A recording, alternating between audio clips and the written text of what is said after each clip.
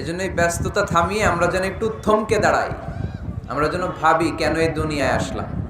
পাগলের মতো এই মরিচিকার দিকে, এই ধোকার দিকে যেন আমরা ছুটে না বেড়াই।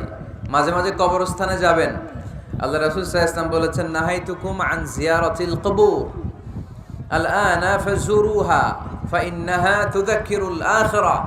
একটা সময় ছিল যখন আমি তোমাদেরকে কবর জিয়ারত করতে নিষেধ করতাম, বলেছেন মুহাম্মদ সাল্লাল্লাহু আলাইহি ওয়াসাল্লাম, কিন্তু এখন নিষেধাজ্ঞা আমি প্রত্যাহার করে নিলাম।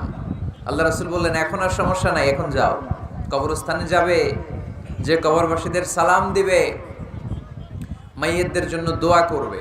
কিলাব ফাইন্নাহা তুযাক্কিরুল আখিরাহ, কবরে গেলে আখিরাত স্মরণ হয়, স্মরণ হয় না? আপনার আব্বার কবরে যদি যে দাঁড়ান, আপনার মনে পড়বে, আয় রে, ওই তো 7 বছর আগে আব্বাকে এখানে কাফনের কাপড় দিয়ে পেঁচিয়ে রেখে গেছিলাম। সময়ের ব্যবধানে, কালের আবর্তনে আমার ছেলেটাও তো আমার এখানে রেখে যাবে। কথা বলেন? It's a reminder, it's